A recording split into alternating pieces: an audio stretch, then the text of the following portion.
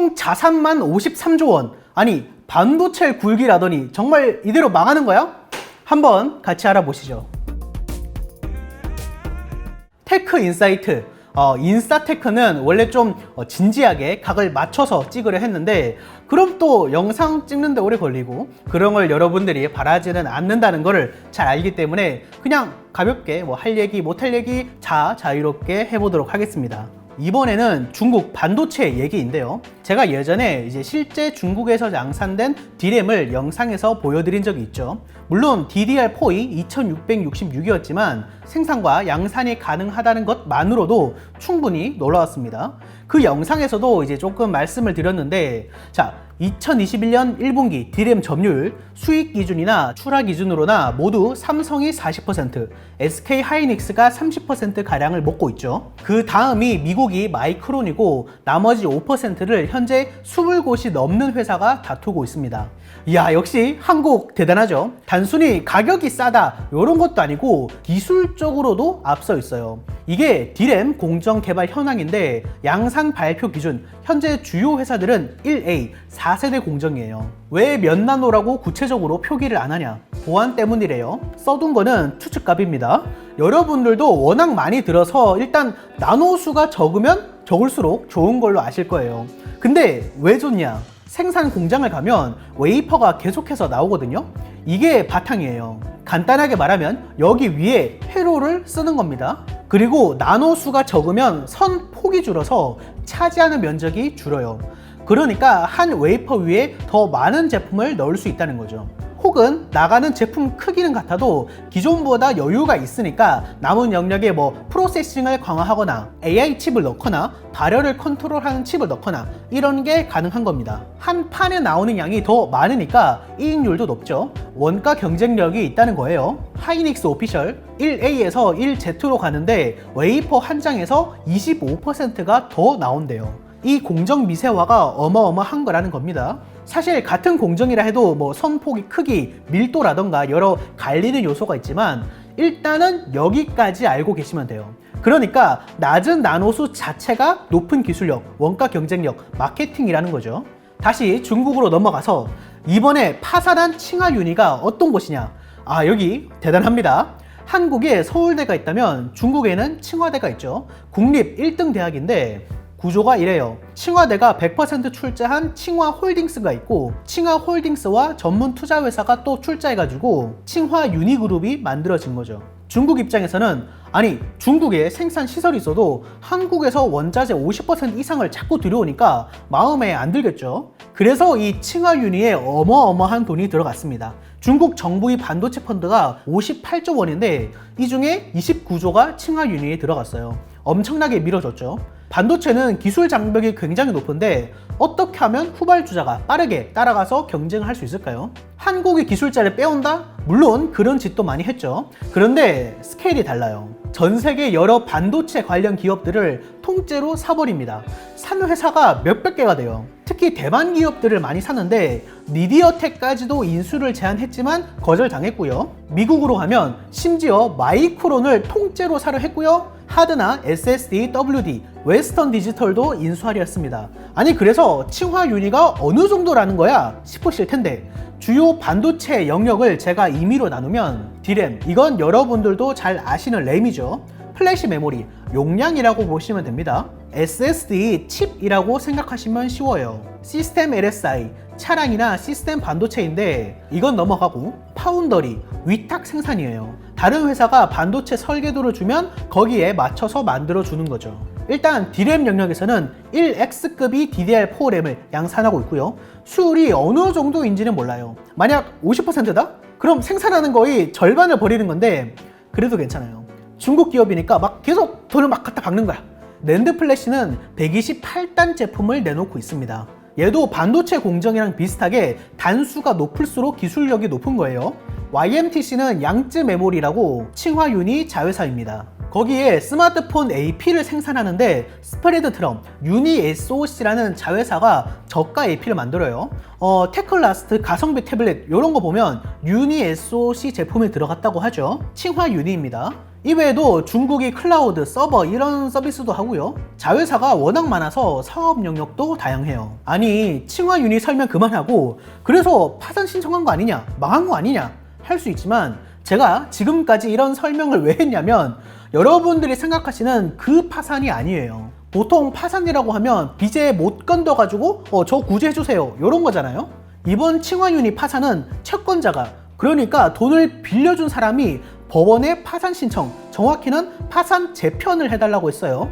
우리나라에도 이런 일이 꽤 있어요. 인트로메딕이라는 코스닥 상장사가 있는데 보시면 공시가 채권자가 파산 신청을 한 거죠. 법원에 이 회사 파산시켜주세요 하는 겁니다. 그 회사가 파산이 되면 청산이 되는데 이걸로 이제 채권자 돈을 주겠죠. 혹은 약간 압박 이런 걸 수도 있고요.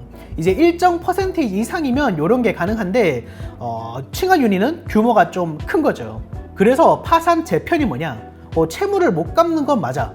그래도 회사 자체는 가치가 있기 때문에 법정 관리를 통해서 회사를 살려달라 이런 겁니다. 그래서 중국 법원이 구조조정을 맡을 관리인으로 누구를 정했냐? 지금 칭화윤이 현재 경영진 그대로 임명했습니다. 알아서 해라 이거죠. 그렇다고 멀쩡하지는 않아요. 지금까지 칭화윤리가 못 갚은 돈이 68억 위안, 1조 2천억이 되고요. 지금까지 채무 불이행이 6건이에요. 아니 그런데 웃긴 게 이걸 갚을 능력이 없냐? 그건 또 아니에요. 중국 국유은행이 돈을 빌려주는데 한도가 50조 정도가 되거든요. 지금까지 24조를 빌렸습니다. 그러니까 은행에 돈을 빌리면 해결은 돼요. 아니 그럼 왜 해결을 안 하고 있냐? 지금 돈을 못 갚았다고 하는 거는 회사채, 채권이에요. 자, 이 채권 내가 만들었는데 가지고 있으면 몇 퍼센트 이율로 만기 때 돌려줄게.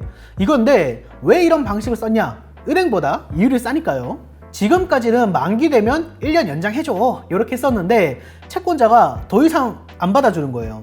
이게 큰 문제가 아닌 이유가 중국 내에 칭화윤리 그룹이 상장을 많이 했거든요. 아니 파산을 한다는데 주가가 떨어지질 않아. 그냥 현금이 없는 건데 이것도 이번에 알리바바가 또 투자하기로 해가지고 해결이 될 것 같아요. 야 이거 완전 눈먼 돈이네요. 중국이 이런 것도 컨트롤을 못해? 네, 못하더라고요. 이런 정부의 돈을 타내기 위한 사기극도 있습니다. HSMC라는 기업이 있었는데 누적 투자 금액만 무려 20조에 달하거든요. TSMC에서 COO, 최고 운영 책임자, 부사장 느낌인데 이 사람을 CEO로 영입을 해서 막대한 돈을 투자받았어요. 막 14나노 기술도 있대, 금방 될 거래 했는데 1년 뒤에 건설사가 돈을 안 줬다고 소송을 걸어요. 다시 보니까 회사가 막 황야에 건물이 3개만 올라가 있고 이게 불과 3개월 전 얘기입니다. 매출이 얼마였냐? 빵원이에요. 제품을 단 한 번도 팔아본 적이 없는 기업인데 20조를 투자. 이런 보조금을 노린 크고 작은 반도체 사기가 중국 지방에 곳곳에 있어요. 야, 사기로 20조면 스케일이 미쳤죠. 그래서 보면 지금 중국 반도체 투자가 금액은 2배 늘었는데 오히려 투자 건수는 줄었죠. 속가내기를 하고 있는 거예요. 칭화윤리가 이 속가내기를 당한 게 아니냐는 얘기도 있습니다. 반면 제대로 하고 있는 곳도 있죠. 중국이 창신 메모리와 기가 디바이스는 현재 19나노 공정으로 D램을 20K 규모로 요거 큽니다. 실제 생산을 하고 있고요. 올해 하반기에는 17나노 공정을 목표로 하고 있어요. 17나노면 1Y, 2세대급이겠죠. 또 SMIC라고 중국이 파운더리 기업이 있는데 설계도를 받아서 위탁 생산을 해주는 거라 했죠. 예를 들어서 AMD는 펩 리스 회사입니다. 펩이 없다는 거죠. CPU 설계를 미국에서 하고 이 설계도를 대만의 TSMC로 보내요. 그럼 TSMC에서 설계도대로 CPU를 만들어 주는 겁니다. 애플도 마찬가지로 A 바이오닉 칩을 설계를 해서 TSMC에 갖다 주죠. 근 몇 년 사이에는 삼성이 이런 파운더리 사업을 어마어마하게 늘렸는데요. 공정 미세화는 물론이고 생산 수율도 좋은 편이라고 해요. 경쟁이 굉장합니다. 엔비디아 GPU 칩셋이나 스냅드래곤 AP 수주를 두고 서로 경쟁을 하는데 현재는 삼성이든 TSMC든 7나노까지 양산을 할 수가 있고 5나노는 소량 생산하는 수준이라고 보시면 돼요. 삼성 파운더리에 대한 얘기는 나중에 할게요. 중국 SMIC는 현재 14나노 공정을 양산을 할 수가 있고 미국이 여러 제재에도 불구하고 지금 7나노 공정을 개발 완료했다고 합니다. 물론 이제 생산 과정이나 양산에까지는 조금 더 걸리겠지만 무시할 수 없는 수준이죠. 세계 점유율을 보면 TSMC가 1등, 삼성 파운더리가 2등이고 SMIC도 5% 안쪽의 점유율을 가지고 있는데 이는 22나노나 30, 60나노대 제품을 수주받아서 그래요. 가격만 비싼 고공정 제품을 필요하지 않는 곳도 많거든요. 14나노 같은 비싸고 섬세함이 필요한 공정에 들어가는 거를 해외에서는 굳이 중국에 맡기진 않겠죠. 뭐 어쨌든 이제 그런 기술을 가지고 있다는 거고, 사실 중국 안에서만 해도 수요가 꽤 될 겁니다. 참고로 한국에 제주 반도체라는 회사가 있는데 여긴 DDR2를 최신으로 만들고 있어요. 여전히 틈새 시장에 수요가 있기 때문이죠. 아니, 중국에 인구가 너무 많다 보니까 지금 중국 100개 대학에서 100명씩 반도체 전문가 프로그램을 진행하는데 장학금도 주고요. 이게 매년 1만 명씩 석박사 연구원이 나오는 거거든요. 이게 10만 명이 목표인데 지금 8년인가 9년 됐어요. 숫자가 어마어마한 거죠.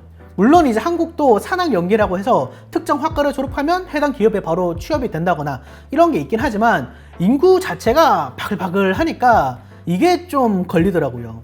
다만 여전히 이제 기술 장벽이 굉장히 높고 양심적인 한국의 기술자들, 연구원 분들이 있기 때문에 압도적인 차이를 가지고 있는 거죠. 반도체 굴기가 이제 힘이 좀 빠진 거는 맞지만 여전히 조심을 해야 되고 견제를 해야 되고 지피지기로 잘 알아야겠죠. 사실 이런 반도체가 뜬 지가 얼마 안 됐어요.